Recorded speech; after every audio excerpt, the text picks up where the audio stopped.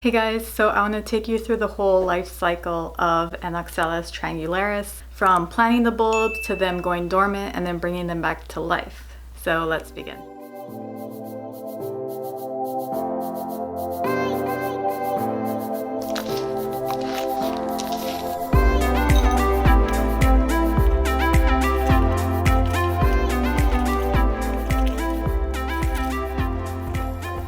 So these are 20 bulbs of the Oxalis Triangularis. I got these on Etsy, also from San Diego. So it says depth 1 to 2 inches, so I'm just going to leave the soil right here and then plant them and then add more dirt on top. So these are what the bulbs look like. There's 20 in there. I obviously can't put them 1 to 2 inches apart because there's 20 in here. They look like little pine cones.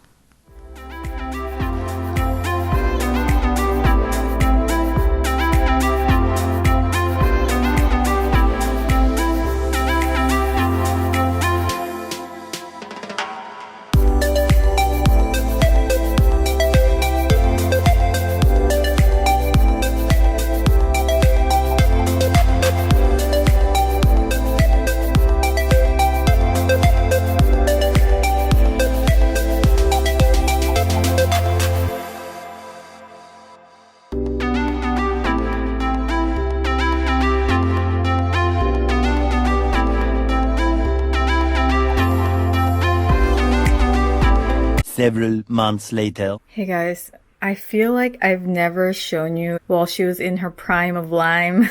I do have a picture of when she was fully grown, fully sprouted, and she was perfect for about the past 4 or 5 months. But I noticed one winter, even though we don't have winter here in San Diego, that she started browning. This also could be due to watering, who knows, like maybe I've been watering her improperly. Honestly, I feel like they were browning because I wasn't watering them enough. I am more of an underwaterer, but I underwatered her because she had all those fungus gnat babies crawling around and I didn't want to stick my finger in there. I just assumed she was okay and I just forgot to water her. But I just realized like last month, so I've had her for like 4 months, and then my 5th month, I realized that they go dormant. I had no idea that Oxalis Triangularis goes dormant. And I've asked a bunch of questions on San Diego Plants page, but I just want to show you what she looks like now after 5 months.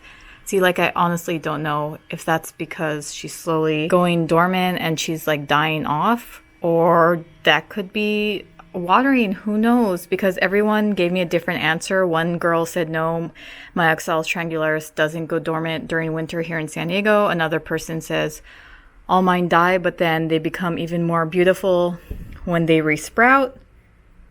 But yeah, I just wanted to show you what she looks like right now. I really wish I showed you guys how she looked throughout the 4 months because she was just beautiful. But as you can see, she's getting curly. She's starting to fall over. They're not going towards the sun anymore. They would always follow the sun, but they're not anymore, and they're just all strangly. But yeah, I'm just showing you guys the whole process. As you can see, my butterfly plant is completely dead. If you have a bulb plant and it's going dormant, make sure it's completely dead. Then you cut it off. When the leaves or flowers on your bulb plants are dying, the bulb starts absorbing all the nutrients for them. So don't cut them off early because it'll deprive them of the nutrients it needs, okay, to make it through the winter and then start growing again in spring. So again, make sure your flowers are all completely dead before you cut them off.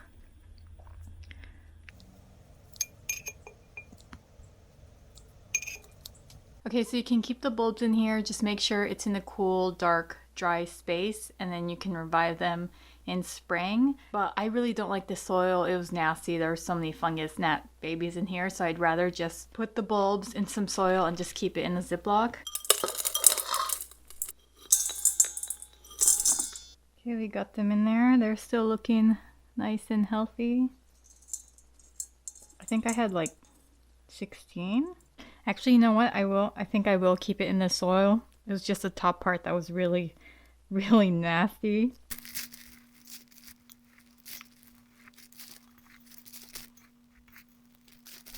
Okay, I'm just gonna keep this guy in a dark place for a few months and then we will be back. Okay guys, today's the day. It's April 1st. Not that April 1st has any meaning. I just totally forgot about these guys. So I'm gonna put some of this soil at the bottom. So last time when I potted the bulbs, I put them around, not in this pot, but I put them like kind of in the middle. But I think I'm gonna put them more at the bottom this time because they do grow really tall and this pot is way shorter than the other one I used. So I'm gonna put them like pretty much at the bottom. I just gotta find them. I know they're in there somewhere. So it doesn't matter which way you plant them, they will all grow the same towards the sun. Okay, this is a pretty narrow pot, so all of these can't fit in right there, so I'm just gonna add some more soil. Their goal is to reach the sun, so they're all gonna come out anyways.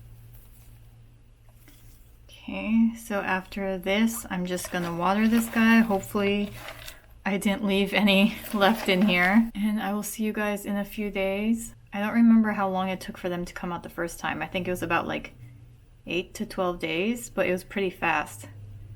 So hopefully I don't freak out if they don't come out fast enough.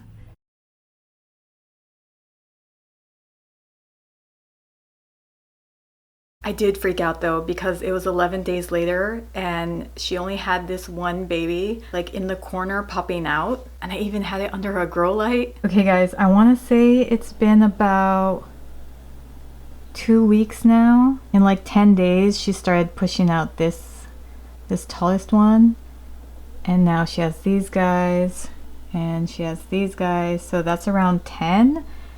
I'm not sure if more is going to come out. I think there will be. I don't even remember how much I had with my first batch. I think I had like 15 or 16 of these. It's been almost a month now and almost all of them have bloomed. You can see some babies. These guys are still there. There's a little baby one.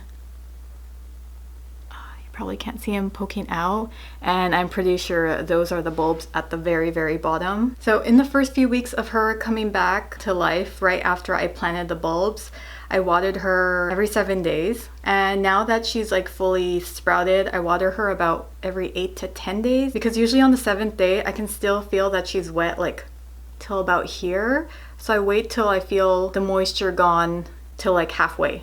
So if I stick my finger there and I can still feel it really wet around here, I won't water. So I'll water when like around here it's losing its moisture. Okay, so some things to remember. When you start noticing her going brown or slowly dying, stop watering. Let her die out completely. Just make sure there's no more life in her. Then cut them off from the bulb, store them in a cool, dark place, and then bring her back to life come spring or earlier if you want. Also make sure you rotate her every now and then. I mean, you should rotate all your plants so that they get an even amount of sunlight. But with her, she's the most obvious one, because in just one day, like all her leaves go towards the sun, and then literally the next day I'll have to rotate her because I like seeing her even. I don't like seeing all of her going towards one way. I rotate her like maybe every other day. Out of all my plants, she's the most fun to watch because of that, because she's always moving around, especially at night when all her leaves close up. Anyways, I hope you guys enjoyed the video. Hopefully this helped you out. If you have an Oxalis Triangularis, don't be scared